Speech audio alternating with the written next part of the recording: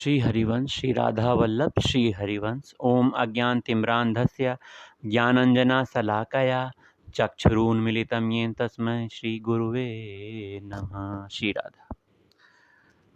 आज परम भक्त परम वैष्णव संत देवर्षि नारद जी के जीवन के विशेष प्रसंग पर चर्चा की जाएगी। देवर्षि नारद भक्ति के प्रधानाचार्य हैं, प्रिंसिपल हैं। उनका कार्य हमेशा श्री हरि का गुणगान करना, गुणानुवाद करना, जीव को भगवान के चरण कमलों की ओर लाने का प्रयास करना। वे सदैव जन जन के मन में भक्ति का संचार करने के प्रयत्न में अपनी वीणा पर श्री श्यामा श्याम के गुणों का संकीर्तन करते हुए तीनों लोक में विचरण करते हैं। अगर देवर्षि नारद के पूर्व जन्म के प्रसंग पर चलें तो वह नारद जी एक गंधर्व थे। एक बार ब्रह्मा जी के यहाँ सभी गंधर्व किन्नर आदि श्री हरि के गुण संकीर्तन के लिए एकत्रित हुए। तो देवर्षि नारद जो कि गंधर्व थे वो भी वहाँ गए, किंतु अपने रूप सौंदर्य के अभिमान में वे उन्मत्त थे। वे अपनी सुंदरियों को साथ वहाँ लेकर गए। भगवान के गुणानुवाद संकीर्तन में इस शारीरिक सौंदर्य और रूप की क्या कीमत है। वहाँ तो स्त्रियों का श्रृंगार भावना से ले जाना ही बहुत बड़ा अपराध था। ऐसा अपराध उन्होंने कर दिया। इसलिए ब्रह्मा जी ने उन्हें शूद्र योनि में जन्म लेने का श्राप दे दिया। अब ब्रह्मा जी का यह श्राप भी कल्याण साबित हुआ उनके लिए। इसीलिए उस श्राप के फल से वे एक ऐसे शूद्र दासी के पुत्र हुए जो वेदवादी सदाचारी ब्राह्मणों की सेवा करने वाली थी। एक दासी के बालक होने पर भी शील, समानता आदि सद्गुण उनके अंदर थे। जब वह बालक 5 वर्ष का हुआ तो उसकी माँ के संबंधियों में और कोई जीवित नहीं रहा, केवल उसकी माँ ही जीवित रही। उसी समय वर्षा ऋतु में कुछ संतों ने वहाँ अपना चतुर्मास बिताया। बालक की माता उनकी सेवा शुश्रूषा में लगी रहती और बालक भी उनकी सेवा करता था। उन्हीं का सीध प्रसाद खाकर उनके मुख से भगवान की चर्चा को बहुत प्रेम से वह बालक सुनता था। संत महात्माओं का उच्चिष्ट प्राप्त करना और सत्संग को सुनने से उनके जीवन में बहुत तेजी से परिवर्तन हुआ। चतुर्मास समाप्त हुआ तो सभी संत जाने लगे।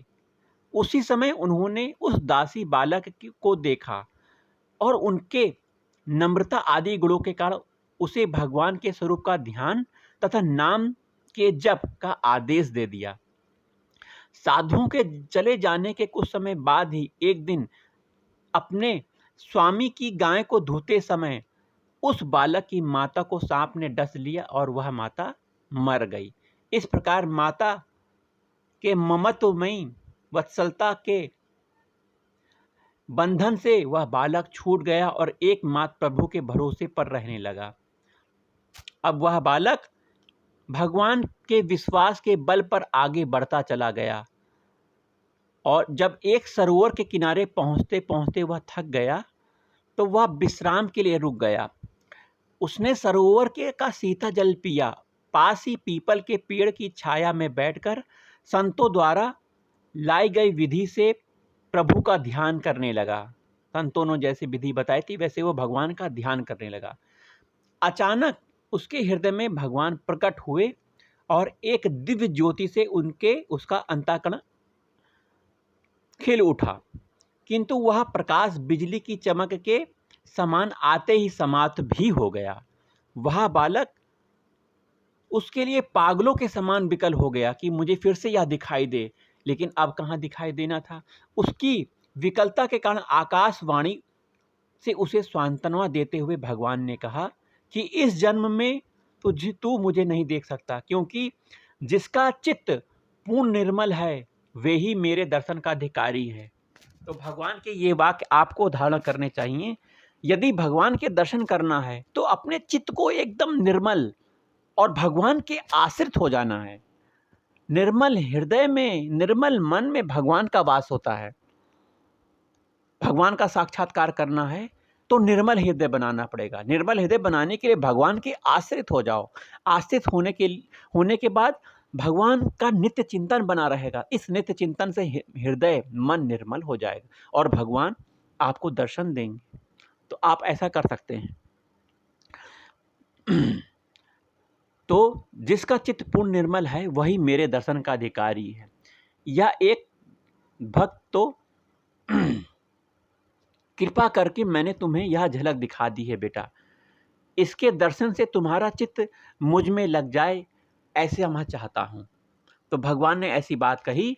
फिर नारद जी ने अपना मस्तक भूमि पर झुका दिया और भगवान को प्रणाम किया और उनके गुण गाते हुए धरती पर विचरता रहा। समय आने पर उन्होंने अपना शरीर भी त्याग दिया। इसके बाद उस कल्प में उसका जन्म नहीं हुआ। कल्पांत में ब्रह्मा जी में वह प्रविष्ट हो गए। सृष्टि के प्रारंभ में उनकी उत्पत्ति ब्रह्मा जी के मन से हुई। तो नारद मुनि जी ब्रह्मा जी के मन से प्रकट हुए थे, मानस पुत्र कहे जाते हैं। अतः भगवान जो कुछ भी करना चाहते हैं उसकी वैसी ही चेष्टा देवर्षि नारद द्वारा कर दी जाती है। अब देवर्षि नारद के बारे में और जरा ध्यान से सुनिएगा।